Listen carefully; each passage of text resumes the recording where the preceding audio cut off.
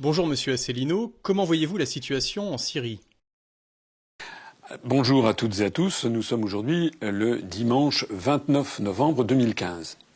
La situation en Syrie, elle a évolué assez rapidement au cours des derniers jours, suite en particulier à l'affaire de l'avion du bombardier Sukhoi 24 de l'armée russe, qui a été descendu par l'armée turque. Qui donc s'est écrasé. Il y a un pilote qui est mort sur le coup. L'autre, il y a des Russes qui, avec des hélicoptères, ont essayé d'aller le chercher. Il y a un des pilotes de l'hélicoptère qui, semble-t-il, a été lynché sur place, mais l'autre a été récupéré. Donc le pilote récupéré a annoncé que, en fait, leur avion n'avait pas franchi l'espace aérien turc et, de surcroît, qu'il n'y avait eu aucun coup de semonce. Alors, il y a une polémique qui s'en est suivie entre la Russie et la Turquie, d'une part, et puis au sein des pays membres de l'OTAN, d'autre part, parce qu'il y a un certain nombre de pays de l'OTAN qui voient quand même que cette affaire est potentiellement extrêmement périlleuse et grave, puisqu'elle peut dégénérer en un conflit militaire entre la Turquie et la Russie. Et la Turquie étant un membre de l'OTAN, ça peut entraîner tout l'OTAN dans l'inconnu. Voilà. Je rappelle que c'est une poudrière, le Moyen-Orient, qui déjà est en feu. Et si on y ajoute en plus des tonnes de kérosène pour embraser le tout, on peut dériver vers ce que le pape François a récemment qualifié de troisième guerre mondiale qui a déjà commencé. Alors, pour y voir clair, c'est assez difficile, mais enfin, il n'est pas certain de savoir si cet avion bombardier a ou non franchi l'espace militaire, enfin l'espace aérien turc. Ce qui est en tout cas absolument certain, c'est qu'il s'est écrasé en territoire syrien. D'après les informations des États-Unis, qui ont l'air assez prudents quand même sur le sujet, l'avion, d'après la signature thermique qui aurait été repérée, l'avion aurait brièvement franchi sur quelques centaines de mètres l'espace aérien turc, mais a bien été frappé et s'est bien écrasé en territoire syrien. Je rappelle que la présence de l'armée russe en Syrie est conforme au droit international, puisque le dirigeant légalement reconnu par l'Organisation des Nations Unies, c'est-à-dire par l'écrasante majorité des États membres du monde, des États membres de l'ONU, reconnaît la légitimité du régime de Bachar el-Assad. Et Bachar el-Assad a demandé officiellement le secours de l'armée russe. C'est la raison pour laquelle les Russes sont présents en Syrie. En d'autres termes, la présence russe en Syrie est légale au regard du droit international. La présence de Bachar el-Assad à Damas comme gouvernant est légale au regard du droit international, puisque à part Washington, les pays de l'OTAN et notamment le sieur Laurent Fabius, qui fait fonction de ministre des Affaires étrangères de la République française, à part les pays de l'OTAN dont les États-Unis, la grande majorité des États du monde reconnaissent Bachar el-Assad comme le dirigeant légitime. Alors, tout ceci a mené à quoi? D'abord à évidemment un froid entre les relations entre la Russie et la Turquie. Du coup, la Russie a dit qu'elle n'entrerait pas en guerre contre la Turquie, heureusement, ce qui montre là encore une fois que Vladimir Poutine est un homme d'État. Il veille à ne pas faire dégénérer les choses, ce qui n'est pas le cas de Erdogan, le dirigeant d'Ankara, qui lui a donné ordre à descendre un avion russe, même s'il avait franchi l'espace aérien turc de quelques centaines de mètres. Ça témoigne quand même d'une impatience et d'une vigilance assez criminelle. En attendant donc, Vladimir Poutine et son gouvernement ont pris des mesures de rétorsion en matière économique contre la Turquie, donc qui vont faire mal certainement à la Turquie. Et puis ça n'est pas tout. Ils ont déployé des missiles S-400, qui sont l'une des plus grandes, meilleures générations de missiles antimissiles russes. Il y avait les S-300. J'ai fait une conférence qui est disponible en ligne sur Internet, qui s'appelle « Les États-Unis sont-ils sur le déclin ?» J'avais attiré l'attention d'ailleurs des gens qui regardaient cette conférence sur les prodigieux missiles S-300. Ils ont fait mieux depuis. Il y a les S-400, il y a même les S-600.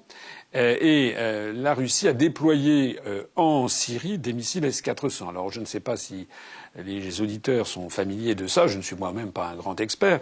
Aucun système d'armes étrangères destiné à la DCA n'a les performances de S-400.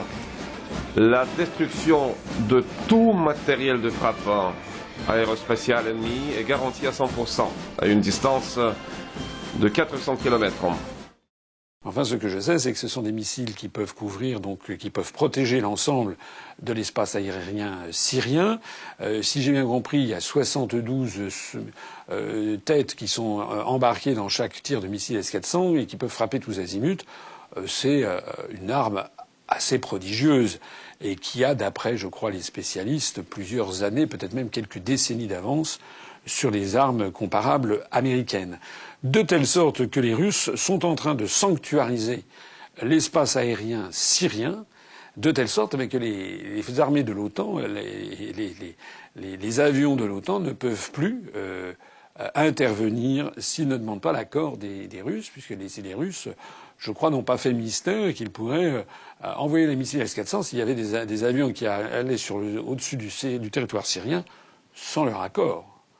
Alors ceci explique peut-être ce qu'on a vu à la grande surprise d'un certain nombre de gens. On a vu d'un seul coup Monsieur Hollande, le locataire illégitime de l'Élysée. Je dis illégitime puisque je le rappellerai toujours qu'il s'est fait élire sur des escroqueries, sur un programme faux. Il a donc escroqué la volonté du peuple français. Monsieur Hollande, d'un seul coup, s'est rendu en Russie, a commencé à faire un début de volte-face. Voilà. On a vu d'ailleurs que les pays de l'OTAN sont quand même d'une grande prudence sur toute cette affaire. Alors c'est pas tout, c'est que comme Vladimir Poutine, semble-t-il, l'affaire russe l'affaire syrienne et turque et cette affaire de Sukhoi 24 abattu lui a sans doute monté un peu au nez, la moutarde lui a monté un peu au nez. Maintenant les Russes se lâchent et donnent de plus en plus d'informations sur les liens qui existent entre le régime d'Ankara et le prétendu État islamique. Et en particulier, tout spécialement, sur le président turc Erdogan et sa famille et les dirigeants de ce prétendu État islamique. Notamment, c'est une partie de la famille de Erdogan qui aurait partie liée avec les ventes de pétrole qui servent à financer le prétendu État islamique. Alors ce qui est en train d'apparaître au grand jour, eh bien, c'est ce que je dis personnellement depuis maintenant, ça fait plus d'un an que j'avais mis les pieds dans le plat chez Ruquier, à l'émission de télévision On n'est pas couché, ce qui m'avait valu les indignations, les cris d'orfraie de Madame Léa Salamé qui m'avait traité d'anti-américain primaire. En réalité, ce qui est en train d'apparaître, c'est que ce sont les plus grands alliés des États-Unis dans la région, la Turquie qui est membre de l'OTAN depuis 1955, mais aussi l'Arabie saoudite et le Qatar, eh bien les plus grands alliés des États-Unis d'Amérique et de l'OTAN, qui sont en fait les suppôts, les soutiens financiers et en armement du prétendu État islamique. Voilà la situation. Alors, il y a aujourd'hui même, ce week-end, au moment où je parle, s'est réuni un sommet des pays de l'Union européenne avec la Turquie sur la question des fameux migrants, ce qu'on a appelé des migrants, qui ne sont pas en fait des migrants, qui sont, pour parler de façon précise, la langue française est précise, le droit international l'est également, ce ne sont pas des migrants, ce sont des réfugiés de guerre. J'avais dit, je crois, dans un des entretiens d'actualité, peut-être pas le précédent, mais celui d'avant, ou celui d'encore avant, je ne me rappelle plus, j'avais dit que il y avait quand même ce qui était quand même très choquant dans cette affaire de migrants prétendus, dans cette affaire de réfugiés de guerre, c'était que justement on considérait que les pays de l'Union européenne étaient les seuls fautifs, les seuls à devoir recevoir cet afflux soudain. J'avais d'ailleurs attiré l'attention, me semble-t-il, sur le côté étrange que représentait ce soudain afflux. C'était bizarre. Ça fait maintenant 4 ans que la Syrie a été déstabilisée par les puissances occidentales, délibérément.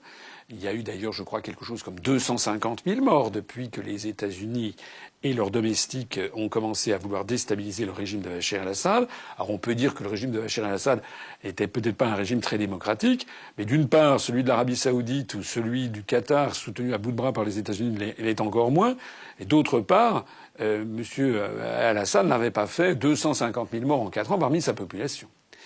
Alors, j'avais souligné le fait que cet afflux soudain de réfugiés était quand même bizarre, puisque ça faisait 4 ans que la situation était une situation de quasi-guerre civile, de guerre civile, on peut le dire, quoique c'est pas uniquement une guerre civile, c'est avec des interférences étrangères. Et normalement, on aurait dû assister à un flux continuel de réfugiés. Or, c'était pas ce qui s'était produit. On avait le sentiment qu'il y avait un tout petit flux, et puis d'un seul coup, à l'été, on avait eu des dizaines de milliers, des centaines de milliers de personnes qui étaient arrivées. Comme s'il y avait quelqu'un qui avait donné le feu vert, qui avait même organisé avec des passeurs toute cette opération. Il y avait d'ailleurs des choses extrêmement troubles, puisque George Soros, l'inénarrable George Soros, avec son Open Society, était intervenu pour dire qu'effectivement c'était très bien et qu'il fallait que l'Union européenne accueille tous ces migrants. Et il y avait un certain nombre de grands patrons qui avaient dit, notamment le patron d'Airbus, qui avait dit qu'il allait falloir donc baisser les salaires des ouvriers, des salariés européens, français et allemands notamment, pour se mettre au niveau de ces nouveaux venus. C'est invraisemblable, mais c'est comme ça.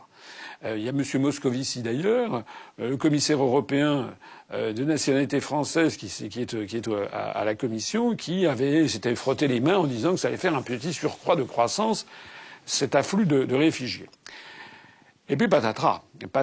D'abord, il y a quand même un certain nombre d'opinions publiques à travers le continent européen qui se sont rebellées en disant que c'est quand même invraisemblable et qu'il y ait tous ces migrants d'un seul coup et qu'on fasse comme s'il était évident que les pays de l'Union européenne devaient seuls les accueillir, alors qu'il y a, je le rappelle, un organisme des Nations Unies qui s'appelle le Haut Commissariat pour les réfugiés de guerre, qui normalement aurait dû se charger de ce travail et aurait dû répartir les réfugiés dans l'ensemble des pays membres de l'ONU, en particulier aux États-Unis d'Amérique et au Canada, mais aussi en Australie, en Nouvelle-Zélande, ça c'est pour les pays de l'OCDE, ou en Japon, en Corée, mais aussi en Amérique latine, en Afrique, en Asie, et puis aussi dans les pays du monde arabe.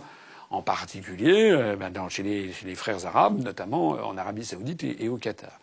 Donc il y avait quelque chose derrière qui n'allait pas. On voyait qu'il y avait une manipulation qui se cachait derrière. Et puis non seulement il y a eu les opinions publiques qui se sont rebellées, mais c'est pas tout. Il y a eu évidemment l'affaire des attentats parisiens. Alors cette affaire des attentats parisiens a d'un seul coup bouleversé la donne, puisque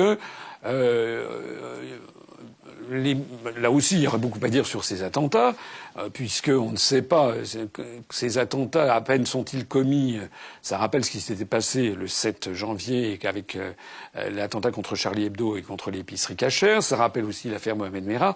Ce sont des attentats qui laissent un goût un peu étrange. J'y reviendrai tout à l'heure. Dans les opinions publiques, puisqu'on trouve tout de suite les responsables dans les 24 heures, ils sont repérés, dans les 48 heures, ils sont abattus. Donc à chaque fois, c'est un peu étrange. Il n'en demeure pas moins que ces attentats ont d'un seul coup provoqué la fermeture généralisée, du moins la refermeture, ou du moins les contrôles aux frontières, l'effondrement de l'espace Schengen, des fermetures aux frontières décidées entre les pays de l'Union européenne et les pays alentours, par exemple entre la Hongrie et la Serbie, et puis même entre certains pays de l'Union européenne où des frontières ont été refermées.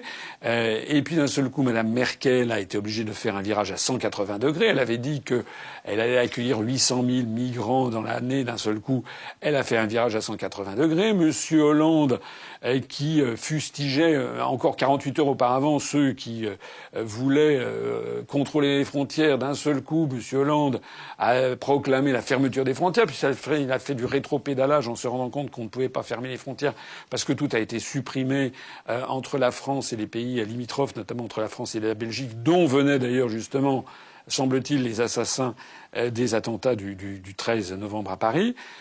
En bref, c'est l'ensemble même de cet afflux de réfugiés de guerre en Europe qui a été posé. Et alors aujourd'hui, donc, ce week-end, 28 et 29 novembre, on apprend quoi? Eh bien que les pays de l'Union européenne se sont réunis avec la Turquie et qu'ils sont convenus de verser 3 milliards de dollars, excusez du peu, à la Turquie pour que la Turquie freine les afflux de réfugiés. Alors, ça veut dire quoi? Ça veut dire plusieurs choses. La première, c'est qu'à l'évidence, il s'agit d'un chantage. On comprend mieux le rôle qu'a joué la Turquie. C'est très probablement la Turquie qui, d'un seul coup, a laissé partir un très grand nombre de réfugiés de guerre à partir de l'été, qui d'ailleurs a en envoyé des centaines et même des milliers mourir dans des conditions atroces en Méditerranée orientale. Ça ne gêne pas le régime d'Ankara. Donc ils ont laissé partir ça, en réalité, pour faire pression sur l'Union européenne. N'oublions pas que la Turquie est en phase de négociation sur l'adhésion à l'Union européenne. Comme l'adhésion de la Turquie à l'Union européenne n'est pas souhaitée par les pays membres de l'Union européenne très majoritairement, je ne crois pas qu'il y ait beaucoup de pays membres qui le souhaitent, elle est imposée par Washington. Je l'explique depuis des années, je renvoie à les conférences qui gouvernent la France, par exemple. Ce sont les États-Unis d'Amérique qui exigent l'entrée de la Turquie dans l'Union européenne afin de faire coïncider le périmètre de l'OTAN, périmètre militaire, avec le périmètre de l'Union européenne, périmètre civil. La Turquie étant membre de l'OTAN depuis 1955, les États-Unis souhaitent qu'elle devienne membre de l'Union européenne pour avoir ainsi tout un glacis géopolitique qui encercle la Russie au nord-ouest, à l'ouest et au sud-ouest, et qui, de surcroît, puisse surveiller le Moyen-Orient, notamment la Mésopotamie. Voilà la situation. Et donc, les pays de l'Union européenne sont tombés d'accord, semble-t-il aujourd'hui, pour donner 3 milliards de dollars à la Turquie. Du moins, l'Union européenne va donner 3 milliards de dollars à la Turquie pour que celle-ci freine cet afflux de réfugiés. Alors, deuxième enseignement à tirer, je rappelle à ceux qui l'ignoreraient que l'Union européenne n'a pas d'argent, que lorsqu'on dit les fonds européens vont être versés, ce ne sont pas des fonds européens, ce sont les fonds qui sont versés par les pays contributeurs nets à l'Union européenne, dont la France. Je rappelle que la France paye à peu près 1/6 du budget global de l'Union européenne. Ça veut donc dire que, comme des grands, nous allons être taxés de 500 millions de dollars pour donner à la Turquie, qui est le principal soutien de l'État islamique, quand même. Je rappelle qu'en janvier dernier, Jean-Claude Juncker, le président de la Commission européenne, avait décidé d'augmenter de 1,8 milliard d'euros les dons de l'Union européenne au régime de Kiev, qui a partie liée avec les néo-nazis de Svoboda et de Pravi Sector, qui avait donc coûté 300 millions d'euros à la France. Là, il s'agit de 500 millions de dollars, c'est-à-dire à peu près 450 millions, 470 millions d'euros, que le contribuable français va devoir donner maintenant à la Turquie de Erdogan, qui finance l'État islamique. Donc c'est quand même assez invraisemblable, c'est même une honte, c'est même un scandale d'État ce qui se passe. Ce qui se passe, c'est que la France, le gouvernement français, d'un côté, veut essayer d'ameuter la population, de faire l'union nationale, derrière des dirigeants qui, en fait, ont des relations maintenant plus que troubles. C'est même, ils financent un pays comme la Turquie, dont il est avéré qu'elle finance l'État islamique qui est prétendu responsable des attentats de Paris. Voilà la situation telle qu'elle est en Syrie. À l'évidence, les choses sont en train de tourner très mal pour la coalition occidentale. C'est bien fait, parce que comme il y a quand même une justice immanente en ce bas monde. Les choses sont en train de tourner de façon relativement positive pour la Syrie et de façon très positive pour la Russie, en d'autres termes, pour ceux qui respectent le droit international. Et encore une fois, ce n'est pas un quitus pour les qualités démocratiques de la Syrie ou de la Russie. Mais on va revenir sur la situation de la démocratie en France, parce qu'il y a quand même beaucoup à dire aussi. En attendant, eh bien, ce sont les Occidentaux qui sont en train, sur toutes ces affaires syriennes, et ils sont en train de se ramasser camouflet sur camouflet en matière de politique internationale. Et puis, un gros problème maintenant est apparu sur la table, c'est le problème de la Turquie et du régime de Recep Erdogan, qui apparaît de plus en plus comme ayant partie liée avec le terrorisme international. Quelle est votre analyse de la situation en France ? Bien, c'est une bonne transition parce que c'est justement ce qui découle de la chose, de ce que je disais précédemment. La situation en France, elle est devenue extrêmement pénible. L'atmosphère est extrêmement lourde. Moi, je me suis déplacé, je suis allé en Bretagne, je suis allé dans le Nord-Pas-de-Calais, je me déplace dans la région Île-de-France, tout ça dans le cadre des élections régionales. Et qu'est-ce que je note ? Je note, j'ai parlé avec beaucoup de gens, je note comme ça les sentiments qui se dégagent. Premièrement, un sentiment de peur, de stupéfaction et d'effroi suite aux attentats parisiens.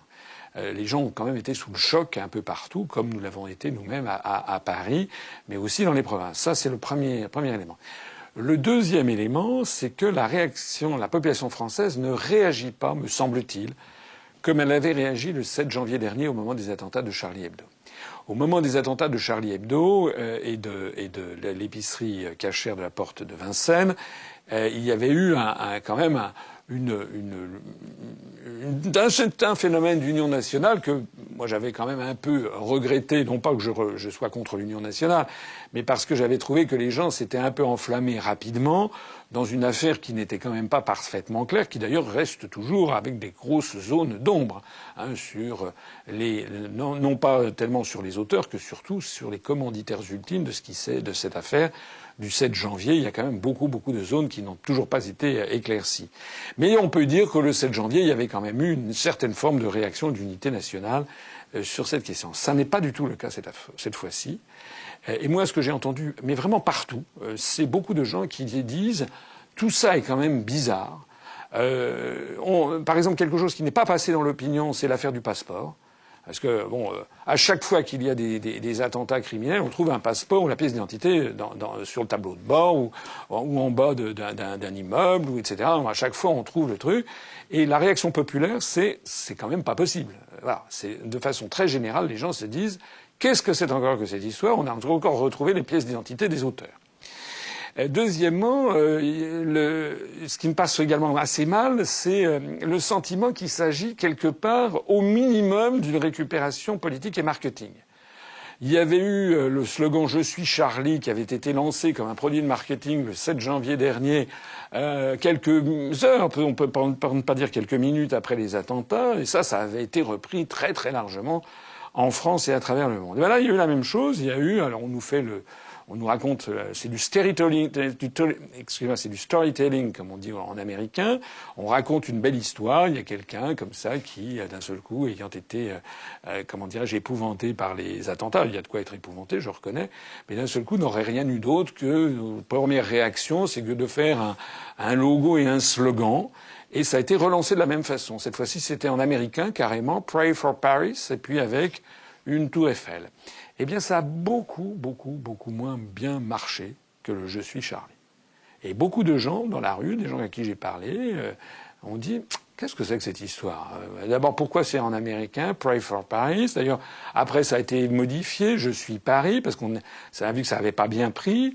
Voilà, il y a quelque chose les gens ne sont pas bêtes, les gens ont de l'intuition, les gens ne sont pas bêtes, ils se disent que tout ça n'est pas très très clair. Voilà. Il y a également, parmi les éléments où les gens se posent des questions, c'est comment se fait-il que l'on puisse avoir des attentats aussi épouvantables et que, une heure après, on sache qui sont ces gens qui les ont commis, et puis on les arrête, on les arrête pas, on les pourchasse, on les trouve et on les tue. Voilà. En d'autres termes, l'action publique est éteinte 48 heures après, je le disais tout à l'heure. Voilà. Alors c'est quand même très étrange, parce que s'il était si facile de les retrouver, ça veut dire qu'ils étaient suivis par la police, et s'ils étaient suivis par la police, alors pourquoi la police n'a-t-elle rien fait auparavant? Je rappelle quand même qu'on est en situation de vigie pirate, alors je sais plus quoi, si c'est rouge écarlate, vermillon brillant ou n'importe quoi, ou incandescent fluo.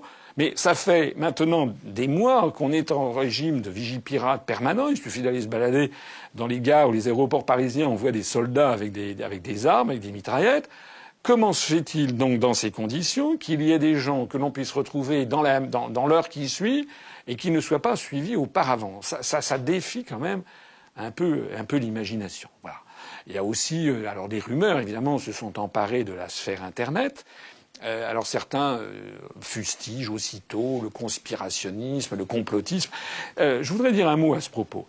C'est tout à fait normal dans un pays où l'information est muselée, comme c'est le cas en France, on en parlera tout à l'heure pour les élections régionales, dans un pays où les grands médias nationaux n'exercent absolument plus leurs devoirs fixés par la charte de Munich de 1971, et notamment de remettre en cause systématiquement les informations qui leur sont données, notamment par les pouvoirs publics, de mener eux-mêmes leur propre enquête.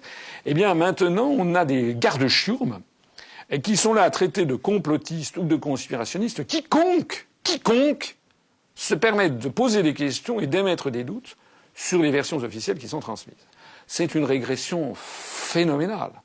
Ces gens auraient traité Rousseau, Voltaire, Diderot de complotistes et de conspirationnistes.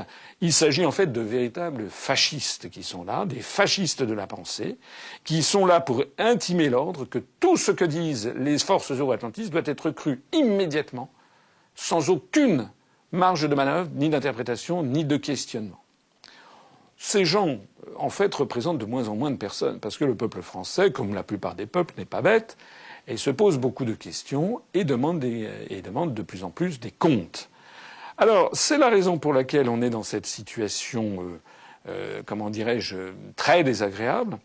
C'est d'autant plus désagréable que les Français ne se sont rendus compte majoritairement que M. Hollande et sa clique, en fait, ont mis la main sur les médias, ont décrété l'état d'urgence, d'abord pour une semaine sur toute la France. Nous, on a fait tout de suite un communiqué de presse pour dire que c'était quand même beaucoup de faire l'état d'urgence pour une semaine et sur toute la France métropolitaine pour des attentats qui avaient eu lieu en région parisienne. Je rappelle, on avait rappelé que la dernière fois qu'il y avait eu l'état d'urgence en France, c'était en 2005 lors des émeutes des banlieues où ça flambait un peu partout en France pour le coup. Et l'état d'urgence avait été proclamé pour quelques jours et dans 25 départements. Mais bon, admettons à la limite pour une semaine et sur toute la France métropolitaine. Mais comme vous l'avez vu, ceci a été ensuite prorogé maintenant pour 3 mois et sur l'ensemble du territoire de la République française, l'outre-mer compris. Ça veut dire qu'au mois de janvier, aux îles Marquises, ou bien à l'île des Pins en Nouvelle-Calédonie, il y aura l'état d'urgence parce qu'il y a eu ces attentats épouvantables à Paris le 13 novembre. Ça devient délirant. Ça devient d'autant plus délirant que, et ça se passe en période électorale, que les élections n'ont pas été reportées alors que le gouvernement pouvait faire adopter une loi qui aurait reporté de 6 mois les élections. Donc on n'a pas reporté les élections, mais en revanche, on a intimé l'ordre à l'ensemble des partis politiques de cesser leur campagne pendant 10 jours. Nous avons protesté, bien entendu, contre cette affaire, d'autant plus que le gouvernement, à la fois, voulait interdire les réunions publiques uniquement sur la campagne, mais se gardait l'accès aux grands médias de masse. On a vu M. Bartolone, M. Le Drian, M. Hollande, M. Valls se répandre sur les ondes. Et puis, bien entendu, ils ont fait également une grande place au mouvement Les Républicains UDI-MODEM ainsi qu'au Front National, puisqu'il s'agit du parti de la guerre, c'est-à-dire les gens qui poussent à la roue, qui sont dans l'opération dite du choc des civilisations promue par les Américains. Voilà la situation. Du coup, eh bien, les Français marchent pas. Monsieur Hollande a cru bon de faire une énième récupération politique en faisant un hommage, une journée d'hommage aux victimes. Il a cru bon. Les communicants qui sont autour de lui ont cru bon, ils se sont dit ça va être une bonne opération parce que c'est odieux. Hein, c'est vraiment Tartuffe au pouvoir. Il est là à prendre des airs, mais en réalité, il y a des communicants qui sont derrière, qui ont en ligne de mire les élections du 6 et du 13 décembre et qui se disent ça va être une bonne opération. On va essayer d'ameuter les gens et de faire une union nationale derrière le président de la République. Monsieur Hollande a demandé aux Français de mettre aux fenêtres un drapeau tricolore. Ça a été un flop absolument magistral. Moi, j'ai vu, j'habite dans le quartier où il y a eu les attentats. Il y avait, allez, je sais pas, dans un rayon de 1 kilomètre, il y avait peut-être 15 ou 20 drapeaux, alors qu'il y a des milliers de fenêtres et d'immeubles. Pourquoi ça? D'une part, parce que les Français n'ont pas de drapeau français chez eux. Monsieur Hollande en sait quelque chose. Il fait partie de tous ces gens qui ont criminalisé dans l'esprit du peuple français le drapeau français lui-même. Grâce à l'hypermédiatisation du Front National, on a mis dans la tête des Français depuis maintenant plus de 40 ans que le drapeau français, c'était l'abomination de la désolation. Donc il y a très très peu de Français qui disposent d'un drapeau français chez eux. Voilà la réalité. La deuxième chose, c'est que même les gens qui avaient un drapeau français, moi j'en ai un chez moi, mais je n'ai pas mis un drapeau français aux fenêtres parce que je n'ai aucunement envie de donner si peu que ce soit l'impression que je soutiens l'action de M. Hollande, puisque M. Hollande et sa clique sont les responsables numéro 1 des attentats. Je le rappelais tout à l'heure, les liens extrêmement troubles qu'ils ont, c'est même plus trouble d'ailleurs, avec l'Arabie Saoudite ou avec le Qatar. Je rappelle que maintenant ils donnent leur feu vert pour qu'on verse encore des centaines de millions d'euros à la Turquie qui finance le prétendu État islamique. Donc en fait, il y a ce malaise. En réalité, il y a beaucoup de Français qui ne veulent pas, une écrasante majorité de Français qui n'ont pas du tout envie de se ranger derrière M. Hollande, qui ont plutôt envie de le traîner devant le tribunal pénal international pour qu'il rende des comptes. Et d'ailleurs, la meilleure preuve de ce que je dis, c'est qu'il y a un certain nombre de familles des victimes, qui sont quand même les premières concernées, qui ont refusé de se rendre à cet hommage aux Invalides et qui ont condamné cette opération en disant qu'elle ne voulait en aucun cas soutenir M. Hollande et sa clique, puisqu'ils sont responsables justement de ces affaires. Alors, comme si tout ceci ne suffisait pas, est arrivée la COP 21, cette espèce de Barnum là, sur le climat, et alors là on atteint des sommets. Je n'ai pas inventé, il faut se pincer pour le croire quand on voit les dépêches de presse qui sont arrivées hier et avant-hier, où la France a annoncé que, eh bien, elle a saisi la Cour européenne des droits de l'homme pour annoncer qu'elle ne respecterait plus la Déclaration universelle des droits de l'homme. Voilà. Rien que tel, parce que, situation exceptionnelle, eh bien, on ne respecte plus la Déclaration universelle des droits de l'homme. Je suis allé faire une grande réunion publique avec Éric Mascaro dans le Nord Pas-de-Calais. C'était à Hénin-Beaumont où il y avait d'ailleurs beaucoup de monde, il y avait une centaine de personnes qui sont venues écouter ce que j'avais à leur dire sur la manipulation des partis politiques, en particulier des Républicains, du Parti socialiste, du Front de gauche, mais aussi du Front national. À Hénin-Beaumont, c'était une ville symbolique.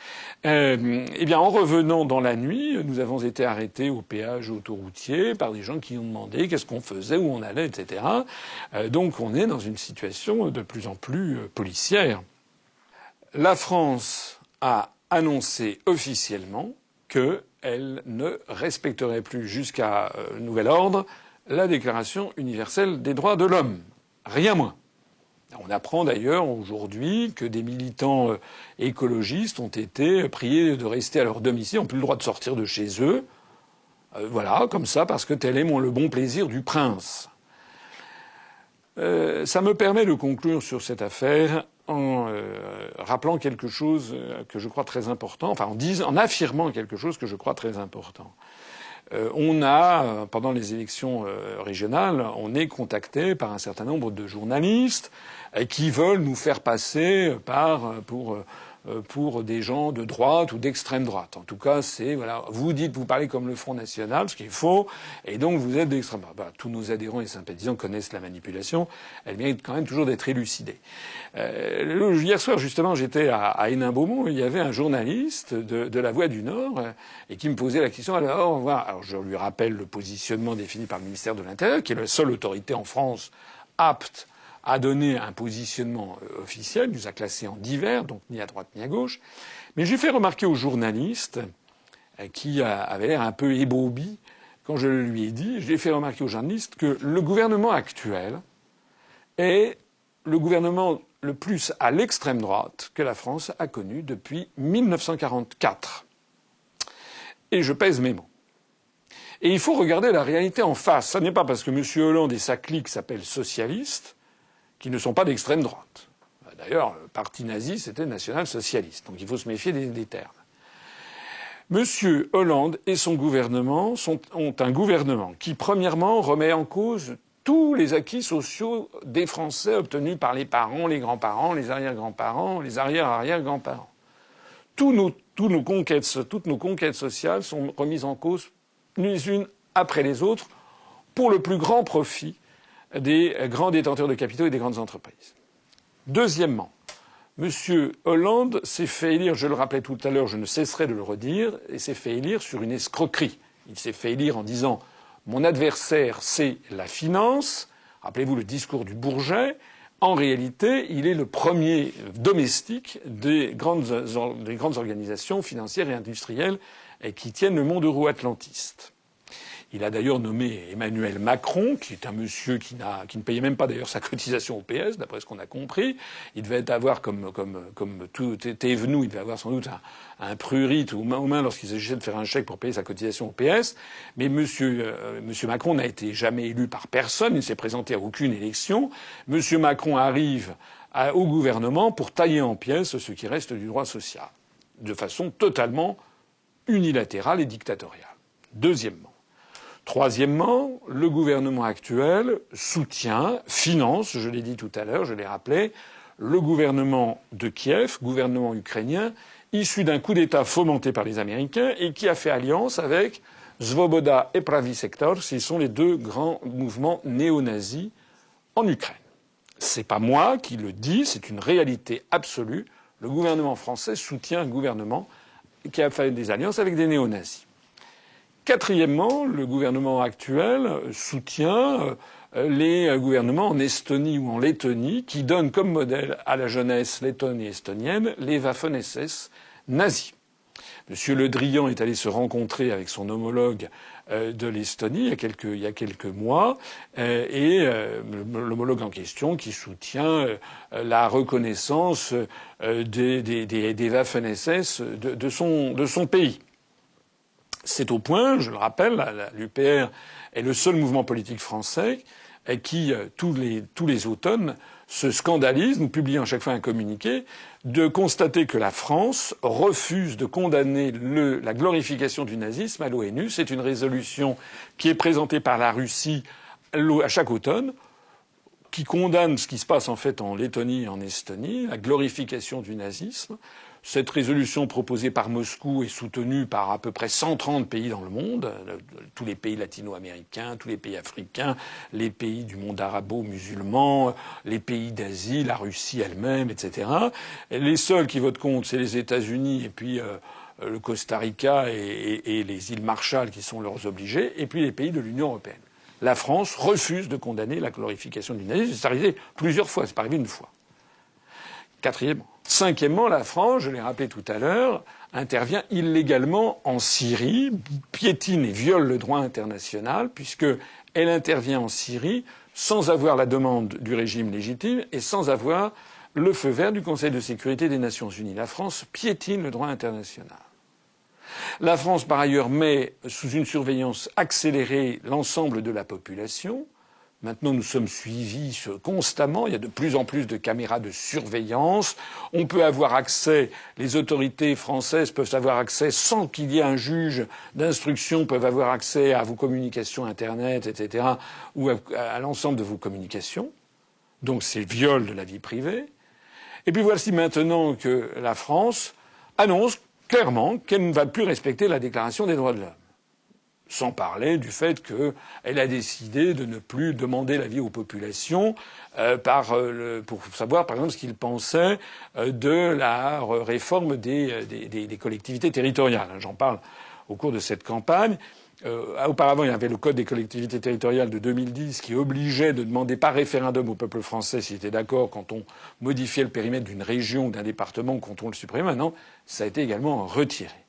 Et puis enfin, eh bien, la France, avec cet état d'urgence, a décidé, maintenant avec l'état d'urgence, le gouvernement a la main mise sur les médias, comme il le souhaite, peut intervenir, peut perquisitionner sans aucun mandat chez n'importe qui de jour comme de nuit. Donc vous vous étonnez pas si un jour il y a quelqu'un qui débarque à 3 heures du matin en disant « Coucou, c'est moi, ouvrez-moi la porte, je vais vérifier ce que vous avez chez vous ». C'est légal maintenant, sous l'état d'urgence, qui vient d'être annoncé pour 3 mois.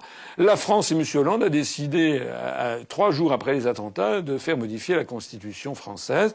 Et tout ceci sans que les enquêtes ne soient allées jusqu'au bout, puisque je l'ai rappelé d'ailleurs sur ces attentats, eh bien, on ne sait toujours pas qui sont les commanditaires ultimes.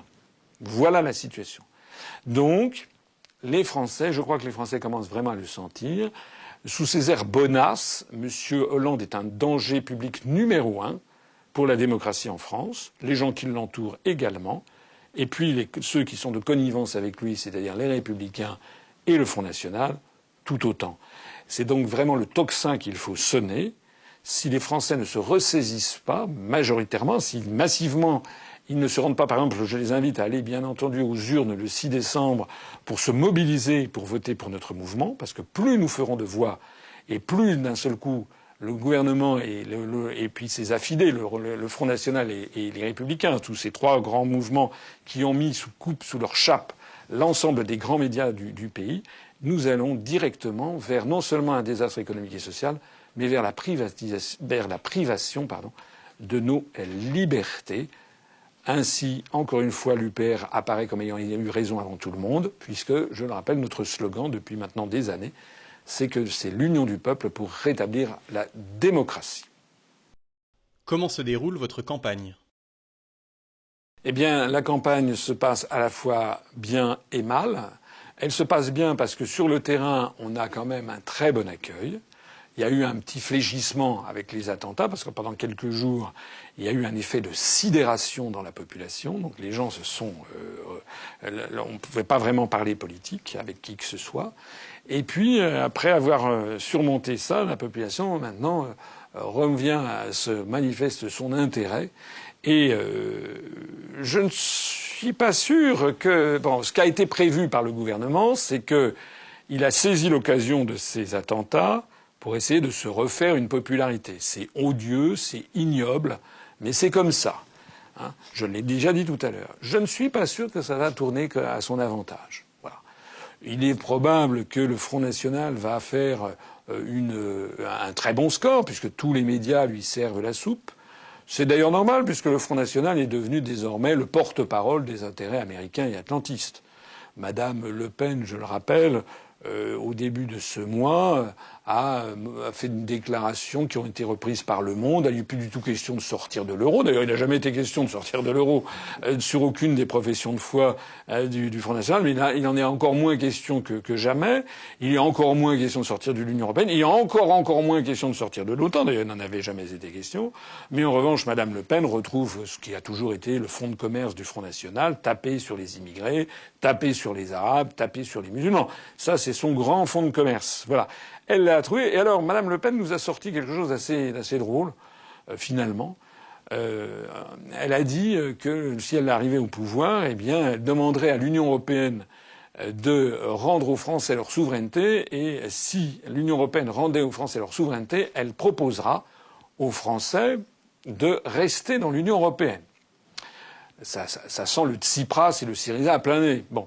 Mais si on y réfléchit un instant, c'est quand même assez burlesque, puisque ça veut dire quoi? Ça veut dire que Mme Le Pen dit très exactement, bien voilà, nous sommes dans une prison, nous allons demander au directeur de la prison de nous rendre notre liberté, et s'il accepte de nous rendre notre liberté, eh bien, je proposerai qu'on reste en prison.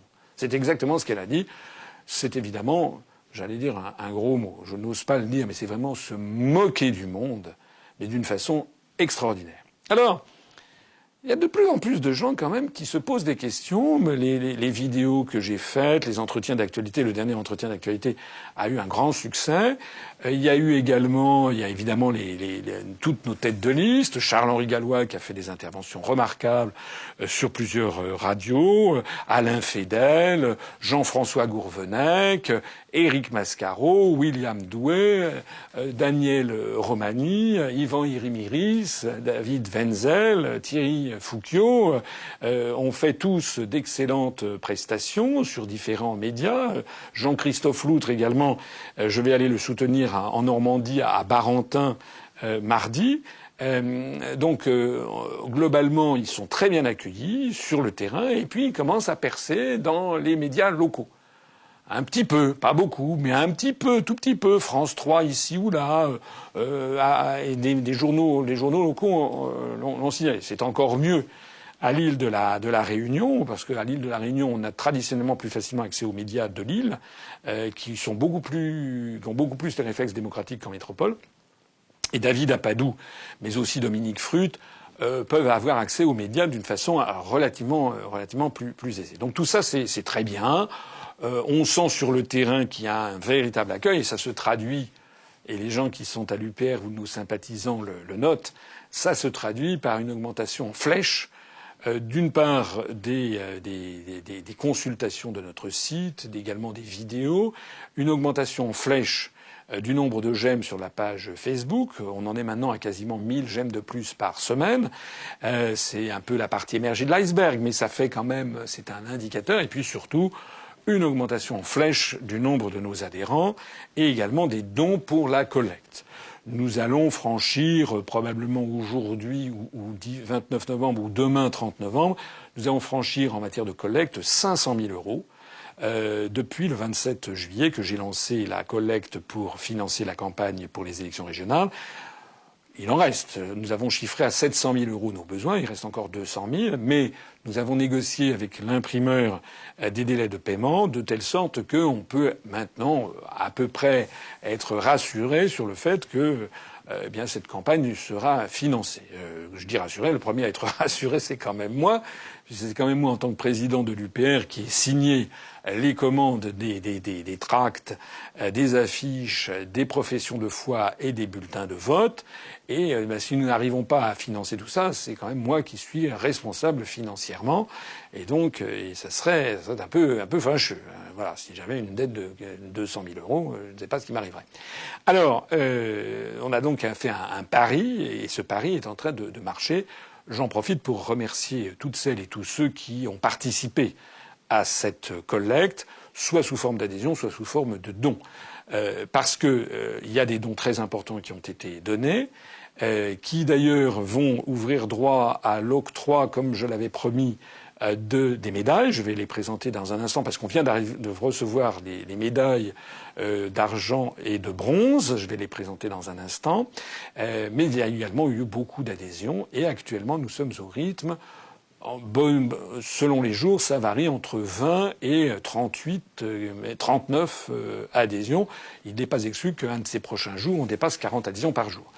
De telle sorte que l'objectif d'atteindre et voire de dépasser les 10 000 adhérents avant la fin de l'année paraît désormais accessible, presque à portée de main, puisque nous allons franchir aujourd'hui même probablement, nous sommes dans l'après-midi, il est vraisemblable qu'aujourd'hui, 29 novembre, ou demain ou plus tard, on franchisse le cap des 9 500 adhérents. Et si on fait 30 adhésions en moyenne par jour, 20 ou 30, eh bien nous dépasserons allègrement les 10 000 avant la fin décembre. Alors ça, c'est quand même une très bonne nouvelle qui, à vrai dire, me surprend. Voilà.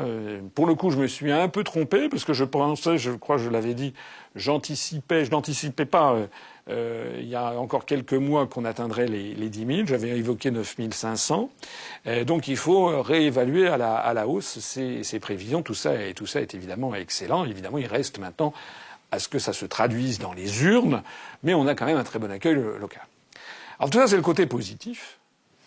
Et puis il y a le côté négatif. Et le côté négatif, c'est le problème des relations avec les médias.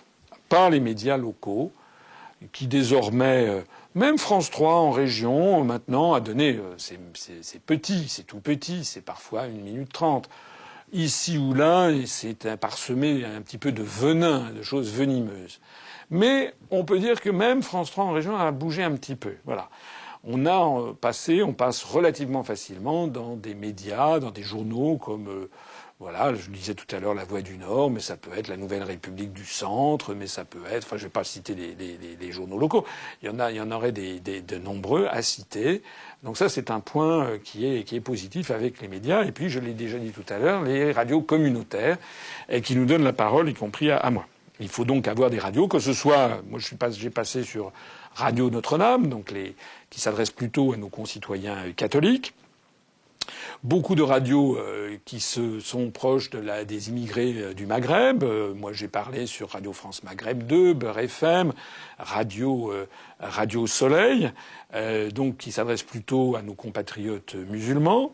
Radio Shalom à Dijon, où Charles-Henri Gallois a fait un excellent entretien, assez long, avec un journaliste qui l'a très gentiment laissé parler, comme d'ailleurs c'est ce qui se passe dans ces radios communautaires.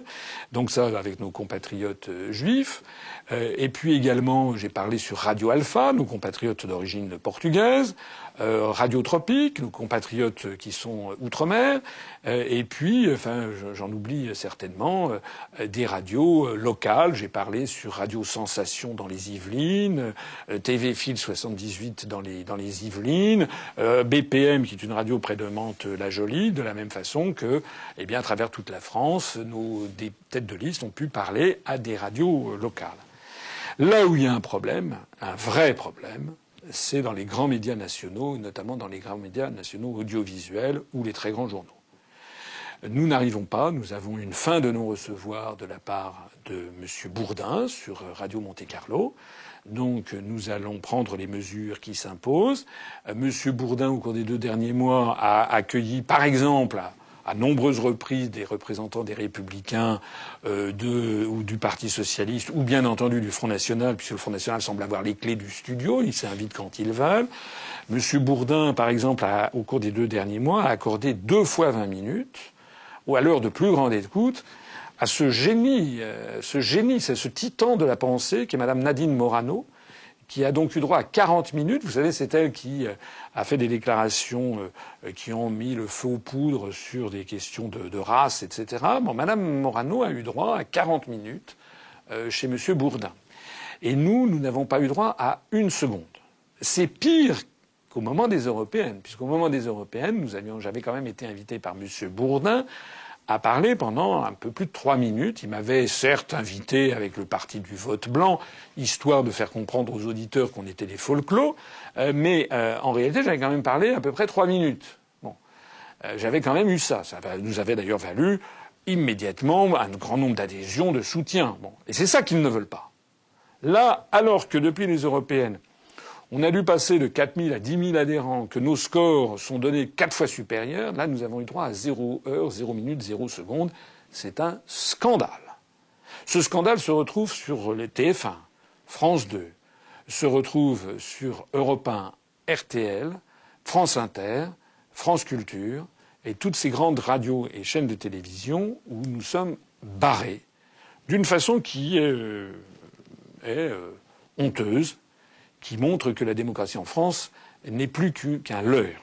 Ce qui est grave également, c'est que des journaux, maintenant, se sont mis de la partie, en particulier le magazine Le Point et le magazine L'Express, qui refusent délibérément de mentionner notre simple existence. On ne leur demande même plus d'avoir un entretien. On demande simplement qu'ils disent la réalité, c'est que nous sommes candidats. Et si on va... Je m'adresse ici à tous les auditeurs. Si vous allez sur le magazine lepoint.fr, mais c'est pareil pour l'Express, eh bien vous verrez sur lepoint.fr la version Internet. Il y a une carte interactive. Et vous aurez beau cliquer sur toutes les régions, le candidat de l'UPR n'y est pas.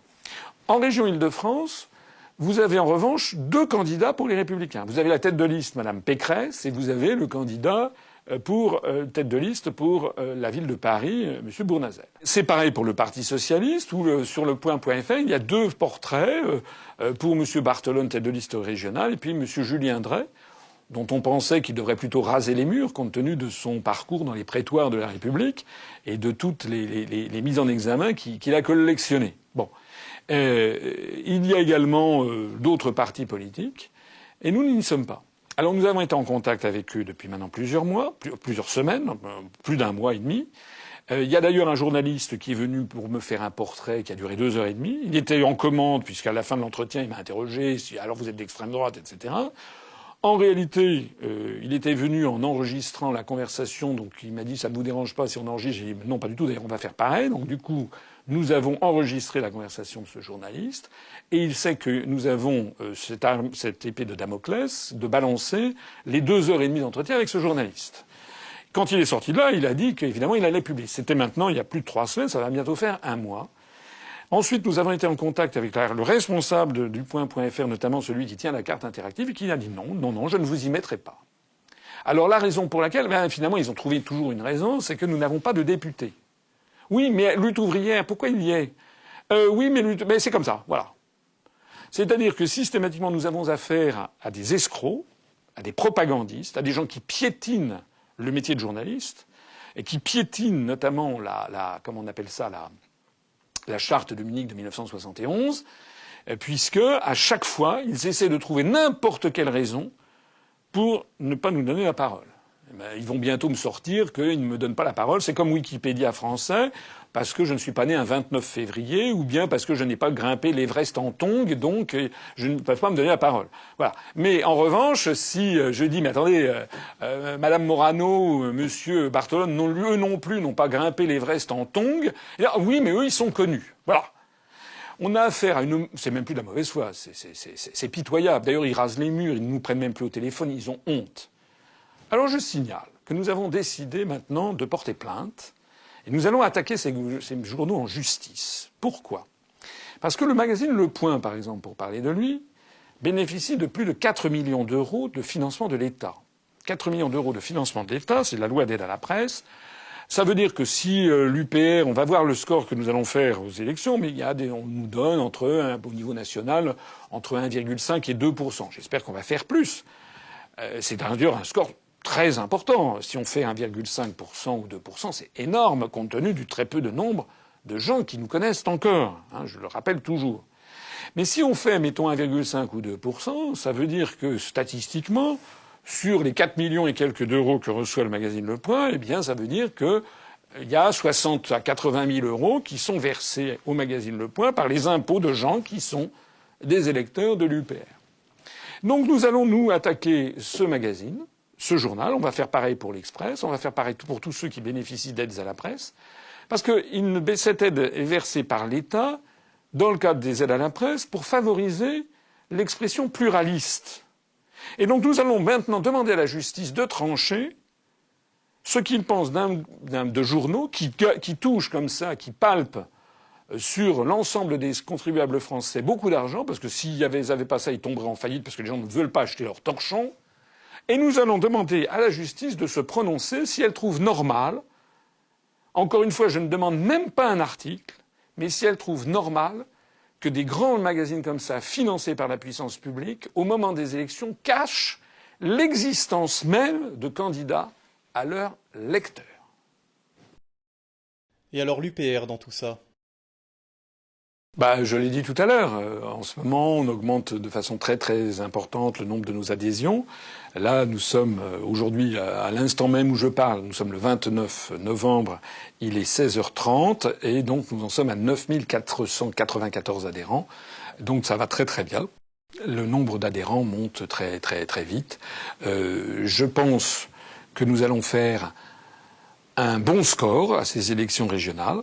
J'enrage un peu et beaucoup de gens avec moi, parce que si nous avions, je ne demande pas de passer comme Madame Le Pen 24 heures sur 24 sur tous les médias, ou comme Madame Pécresse ou Monsieur Bartolone, etc. Nous demandons simplement le minimum, c'est-à-dire l'égalité de traitement pendant la campagne, voilà. Ou même l'équité de traitement. Mais maintenant, nous n'en sommes même plus à l'équité, nous en sommes qu'on n'avons rien. Nous sommes interdits de tous les grands médias. Et donc ça veut dire que nous sommes freinés dans notre ascension. Si j'avais droit à passer 20 minutes chez M. Bourdin, ou si je pouvais passer sur France Inter, ou sur TF1, ou sur France 2, où j'entends aux journaux de 20 heures, ça serait quand même normal. Je rappelle que M. Denis Père, le milliardaire qui avait créé cette coquille vide qui s'appelle Nous Citoyens, il avait à peine créé ce truc-là, il a annoncé qu'il avait 10 000 adhérents. C'est se moquer du monde. Nous, on va avoir 10 000 adhérents au bout de 8 ans après avoir créé l'UPR. Lui, il a annoncé qu'il avait tout de suite, je sais plus, 8 000 ou 10 000 adhérents. Et je rappelle que dans la semaine où il avait créé ce mouvement politique ultra-européiste, il a eu droit à l'émission Des paroles et des actes sur France 2. Je ne sais pas si vous vous rendez compte. Alors que moi, j'ai toujours rien eu de comparable depuis 8 ans et demi. Je mets de côté l'affaire de Ruquier, qui a été où mon intervention a fait l'objet d'une censure sur à peu près les 2 tiers de ce que j'avais dit. Donc, on est dans une situation où l'on se bat contre les grands médias du pays. Il faut que les gens qui m'écoutent mesurent bien ça et en tirent les conséquences. Les conséquences, ça veut dire quoi? Ça veut dire que nous sommes le seul mouvement réellement fiable d'opposition, le seul vrai mouvement qui a les clés de l'avenir. Vous savez, Charles de Gaulle, en 1941, ne passait pas sur Radio Paris. Voilà. Donc, d'une certaine façon, c'est l'hommage du vice à la vertu qui nous est rendu. Si l'on m'interdit de passer sur les grands médias du pays, c'est parce que tout simplement les dirigeants euro-atlantistes ne savent plus comment faire pour empêcher notre ascension. Ils veulent nous couper tout simplement la parole parce qu'ils ne savent pas quoi répondre à ce que nous disons. En particulier, je parcours la France et j'insiste, et puis les têtes de liste avec moi nous insistons beaucoup, sur ce qui se cache derrière ces élections régionales, c'est-à-dire la politique des eurorégions et, à horizon de 10 ans, le démantèlement de la République française. C'est ce que l'on constate actuellement en Espagne avec la Catalogne, en Écosse au Royaume-Uni avec l'Écosse, en Belgique avec la Flandre. Eh bien, je peux vous dire que à chaque fois que je prends la parole et que j'explique ça, il y a immensément d'intérêt de la part du peuple français. Et c'est ça, justement, que ne veulent pas les dirigeants actuels. En fait, ils ont une attitude de fuite.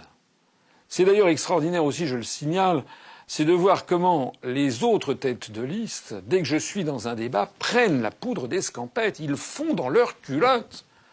Je devais débattre sur Radio Sensation, pardon. C'est quand même pas...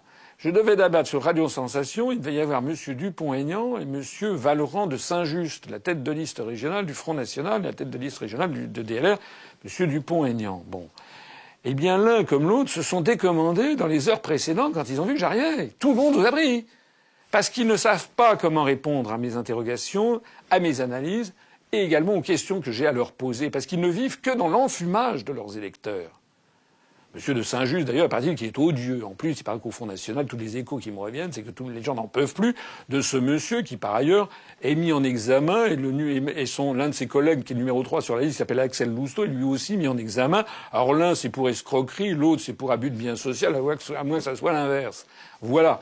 D'ailleurs, on a les affiches de monsieur de Saint-Just sur partout. Enfin, c'est une débauche d'argent. On se demande d'où sort cet argent. Une débauche d'argent, de vulgarité, d'affiches à coller absolument partout sur tous les ponts, sur toutes les autoroutes, des affiches qui sont grandes comme un drapeau nord-coréen. Enfin, c'est effrayant. Bon, ça, c'était sur Radio Sensation.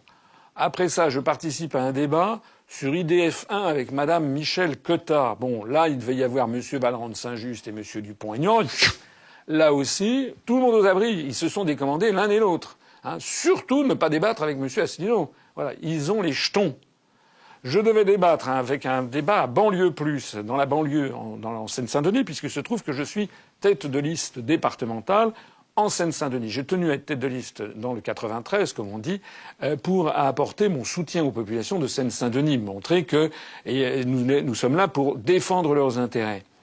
Eh bien, il y avait donc une réunion prévue par une association qui s'appelle Banlieue Plus, qui regroupe beaucoup de jeunes des banlieues. Il devait y avoir Madame Pécresse et Monsieur Dupont-Aignan. Quand ils ont su que j'étais là, Madame Pécresse et Monsieur Dupont-Aignan, ils courent encore. Voilà. Alors, au passage, comment est-ce que les Français peuvent imaginer que si Madame Pécresse, Monsieur de Saint-Just, Madame Le Pen, c'est pareil, mais elle est candidate dans le Nord-Pas-de-Calais, ou Monsieur Dupont-Aignan, que ces gens se carapatent dès que j'arrive à l'horizon. Est-ce que vous imaginez confier les clés du pays à des lâches et à des veules pareils? À des gens, est-ce que vous imaginez confier le pays à ces gens-là pour qu'ils aillent discuter le bout de gras avec Obama ou Poutine, ou le président Xi Jinping, le président chinois? Bah, évidemment pas. En fait, c'est d'une immense médiocrité. Ça, il y a beaucoup de gens qui s'en rendent compte, et c'est ce qui fait que notre mouvement se porte vraiment très très bien.